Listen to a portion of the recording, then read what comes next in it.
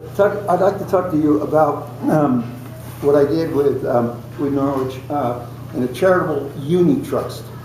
Okay, that sounds like a real fancy word.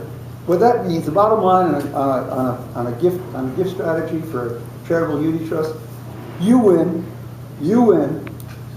the charity wins, and the government loses. That's what this does. This is the best the best thing you can possibly think about. I mean, when you think about it, who would you rather leave your money to? The government or to your family and to charity. So this is the way this works. You get a current you set up a trust. It costs a little money to do this. It takes a lawyer about 24 pages to write a whole bunch of gobbledygook. It conforms with New York State law, and you've got to dot the I's and the whereases and all that kind of stuff. But that'll probably cost you $2,000, $2,500 to set this up. And it might take you, a couple hours of talking about it. Maybe we can get some discounts. What's that? Maybe we can get some discounts. But once you get a charitable uni trust set up, it's all gravy from there. You get income for life at your percentage, the percentage that you pick. Now, obviously, you can't be a pig about this. You can't say, I'm going to take 11%, or 12% or 15%. Now, something that's in the ballpark. In the case of my uni trust, I get 7%. So a nice number, 7%. Well, I'll tell you more about that in a second. So what you do, you get income for life. You get 7% of whatever the number is that's in the uni trust. And of course, that changes annually.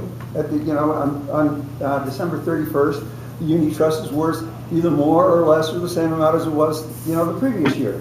But you get 7% of whatever the number is at the end of the year. That's what you get for the succeeding year. Okay, so you got income coming in.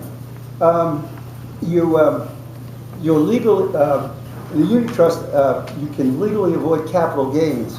What I did in our case, I took a house, real property, a house and land, and I put it in the charitable uni trust. Okay, it was a house I built in 1972.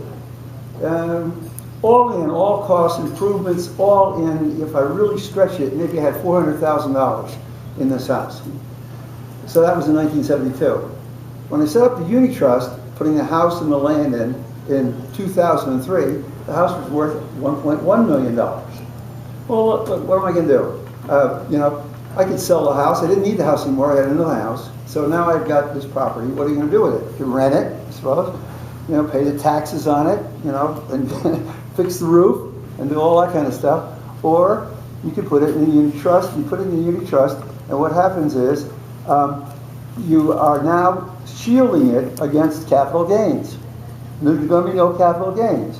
So when I turn around and I put it in 2002, and almost 3 months later, I sold it. I sold it for $1.1 million. I had a $700,000 capital gains.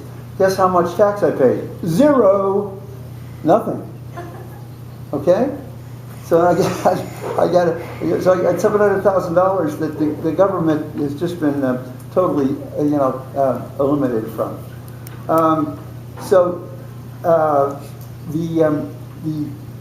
The good part of this is when you move forward with this, the capital gains. You think the capital gains on $700,000? This is $105,000 right there that you saved. The first thing you do, and then you obviously take that money, the $1.1 million from the house, and you give it to a trustee, Citibank, and you have your lawyer as your trustee too. So you got two trustees, and Citibank puts it in bonds and stocks, and it throws off 7% back to you annually. So you got an annual stream of revenue from something that you got out of you basically sold and didn't have to pay any capital gains. So let's see, what else is good about this? That's seven. Let's make the math simple. Say it's $1 million, 7% would be $70,000 a year.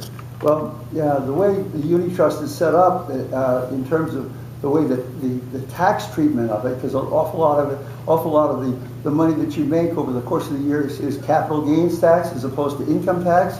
So by and large, from 2003 to 2000 and right now to 2011, I don't think I've ever paid more than 10% taxes on $70,000, and I'm in the highest tax bracket. So this is really good news. You know, you got $70,000 coming at you, and you're only getting taxed at maybe the first 10,000 of it, or maybe 15. Say 15 at the most. So you got a real good situation there. So let's see what else. The bottom line. So the bottom line on this particular deal, on the house and the unit trust, I saved $400,000 in tax deduction.